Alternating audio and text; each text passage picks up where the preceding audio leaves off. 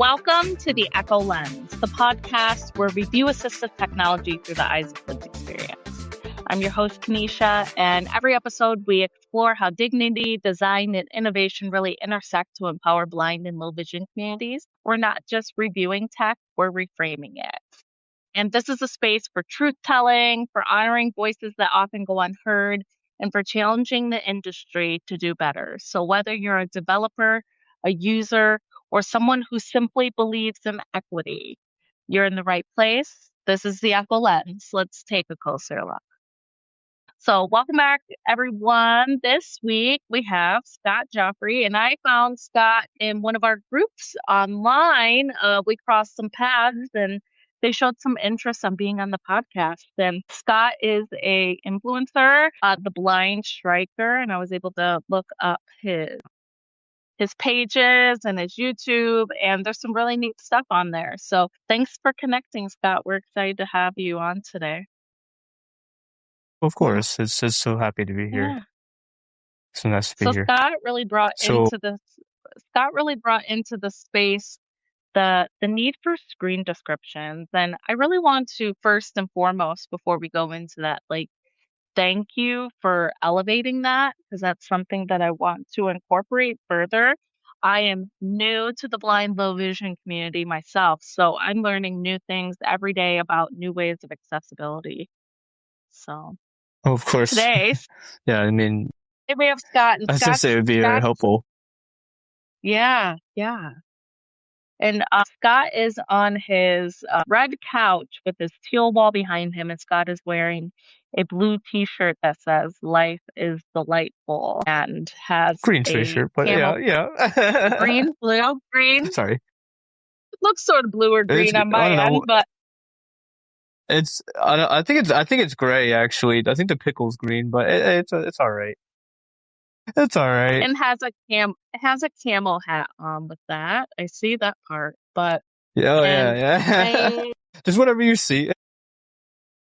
And my vision right now, I see just in my office, wearing my glasses, my black T-shirt today, my headphones. I'm just keeping it chill today, but excited to have you in the space today, Scott. Yeah, thank you so much. Again, it's really honor to be here, do podcasts and stuff, and helping out the blind. Yeah. So Scott, can you tell us a little bit about your journey and your connection to the blind and low vision community? Yeah, of course. So I was born with retinopathy prematurity, and essentially what that means is that I was born really early. And due to that, my eyes didn't fully develop. I was born 26 weeks early, 1 pound and 8 ounces, so very tiny miracle baby.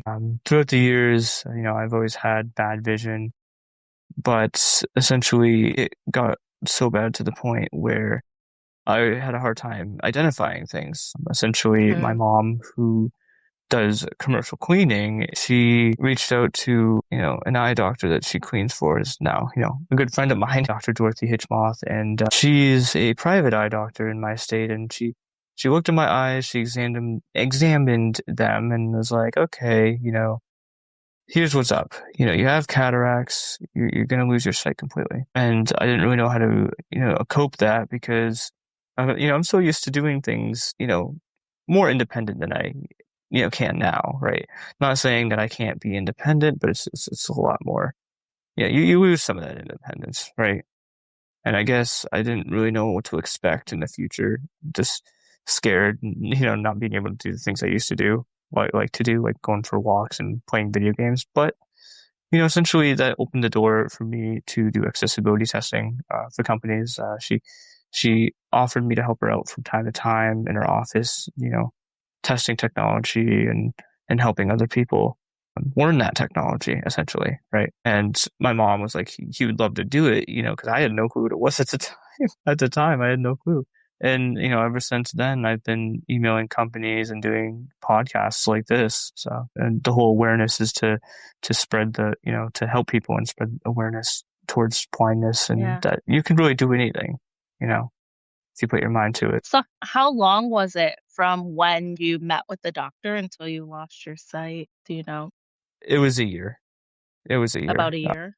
So Yeah, so I had a crescent of vision in my right eye that was still seeable, still usable. Hmm. But she's like, you're gonna lose that little crescent that you have. Because I guess for the longest time, I don't know, maybe middle school, early or late elementary school, I probably had cataracts, at least a cataract in my left eye, and we had no clue how long it's been there. But my vision has been crazy, crazy journey. Wow.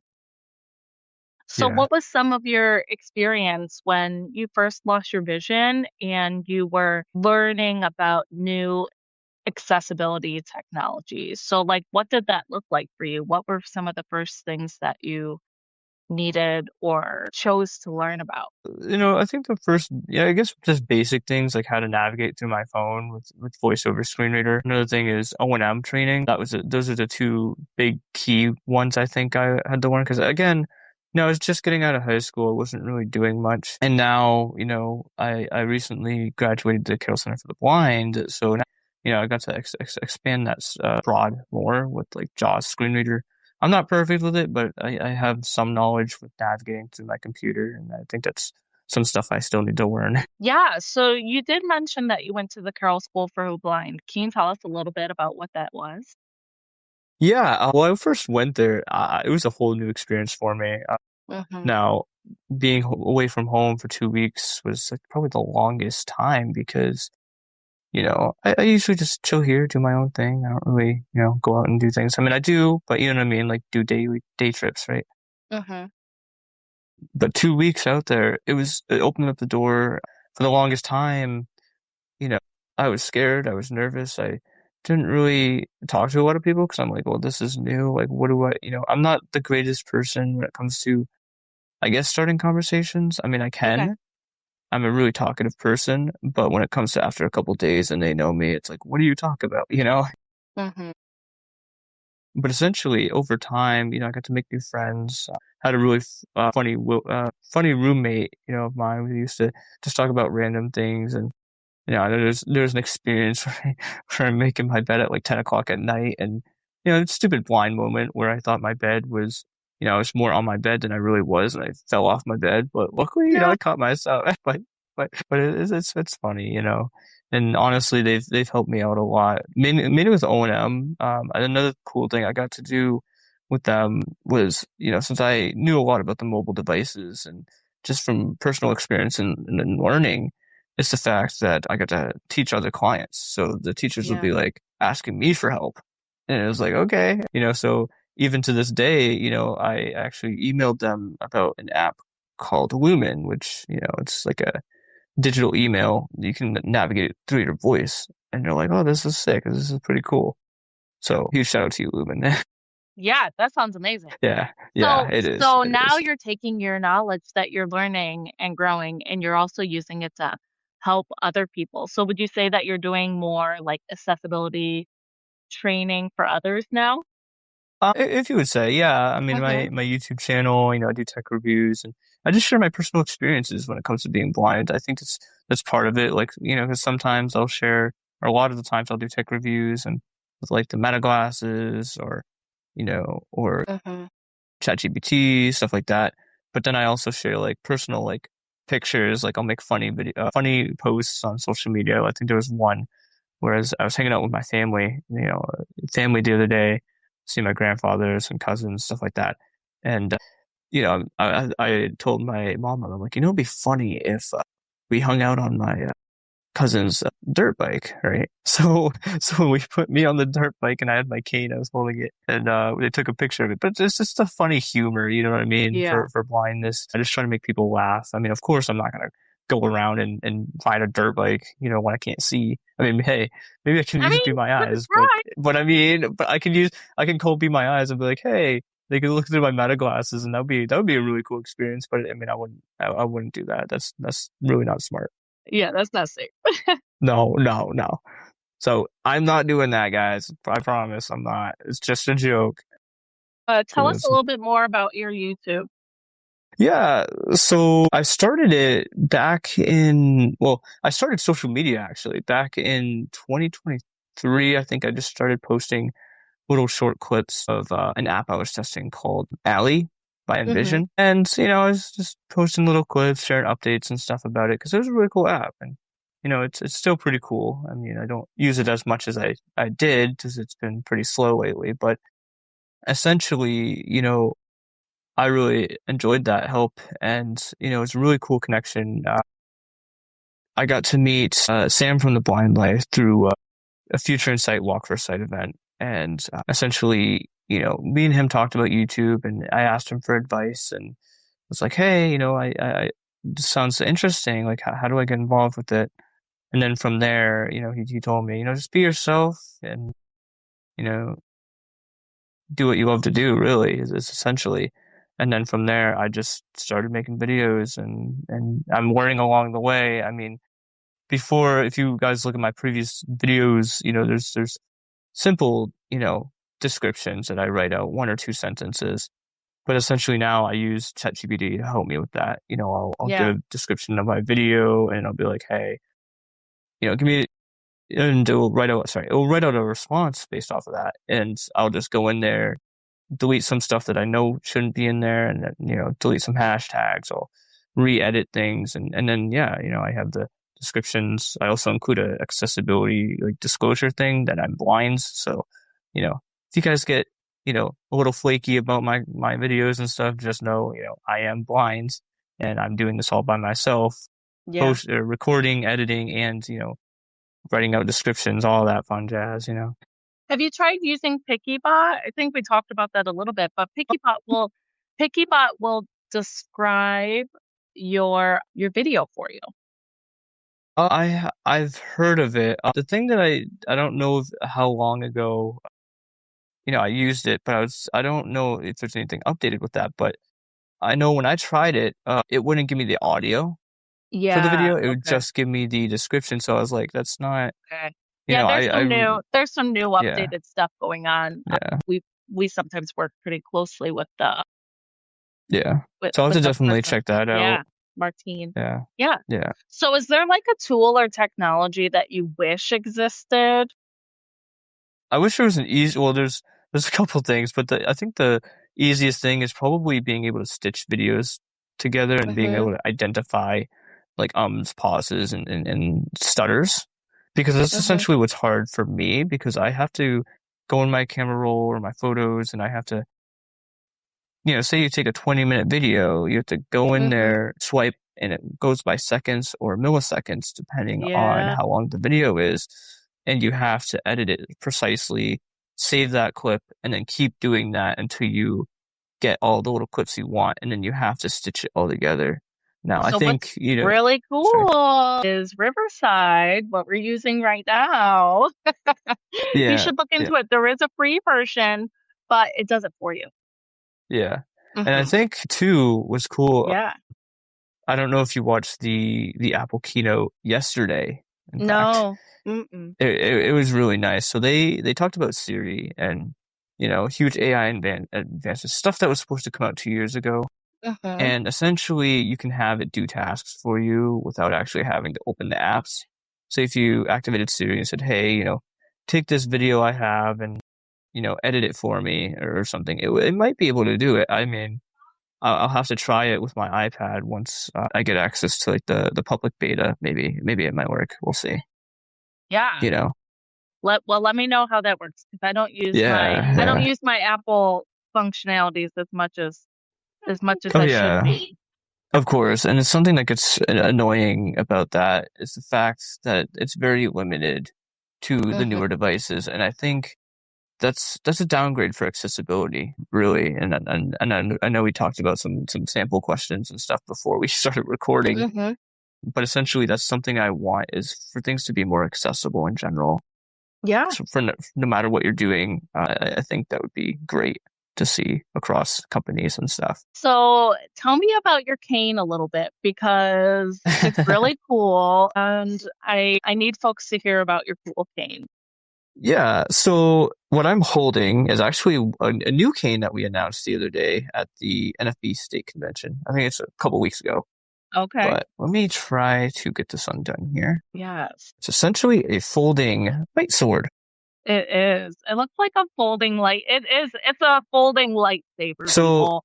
Like, Yeah, we can't say lightsaber though, we can't say yes, lightsaber, but yes, we all know light what it is. sword. Okay, Yeah, yes, you can't say lightsaber, but but yeah, it we all know what it looks is. like it. Does it So, does it light up different colors and stuff, or is it so this one does not, since okay? this is a lightweight one, Yeah.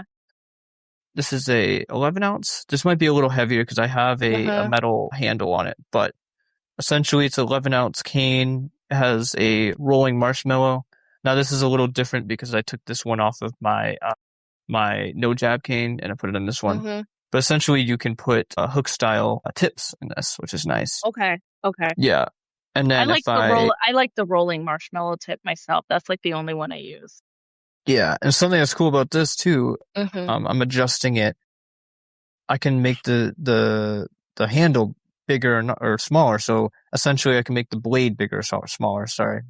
Which say if you have a 50-inch cane, right? You Mm-hmm. need 5 or 6 more inches, maybe as you grow, maybe good for kids as they're growing. You don't have to go buy a whole new cane because then you Oh, can that's adjust the nice. handle. Yeah, and you can swap out handles. I know there was a light up one that actually I posted about the other day on my channel. I had posted it, and my friend had done a demo with the actual Star Wars themed one where it lights up different colors, it plays music, it has sounds and stuff. Wow. All these canes are able to mute, of course. Now, I'm trying to unscroll this, and I think it has a little style. Oh, geez. It has a little style flashlight. That's how it powers this cane. Okay, And I was essentially, going to ask, is it rechargeable or it takes a it battery or is. So sorry, these like little nubs are not being nice to me. yeah. I keep it in there so that the flashlight doesn't shake around in there, but it has a big battery. You can charge it with Type Okay. C, or you can put two AA batteries. So say if this thing is dead, go to And you need CVS, it get right two now. AA Mm-hmm. batteries, put them in here, and they'll be fine. That's I almost put it awesome. in wrong. But yeah, essentially the whole idea with this particular model of cane, the new two-piece locking telescopic cane, and this folding one I'm holding is that you can, one, it's affordable, right? And two, that it can be replaced easily. So say if you break a part of the cane, you pay for that individual part, or if the flashlight dies out on you, you can go on Amazon and buy the flashlight and put it in there. Okay. So where can we find the canes? Yeah, so my friend, of course, makes these. They're on Sideways Innovations, and you can also find a link to them on my YouTube channel. Yep, which I'll link here. Mm-hmm. Yeah, of course. Mm-hmm. And of course, this is not being nice to me trying to put this back on.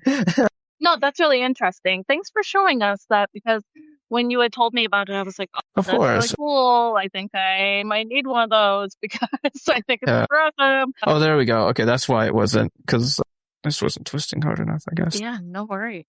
Wow, what are you thinking about when it comes to future? Like what would you like to see with the next generation of innovators and designers and advocates when it comes to understanding our community? Yeah, I think just making, apps more accessible, right? Yeah. A lot of these companies love flashy designs and, cool effects, right?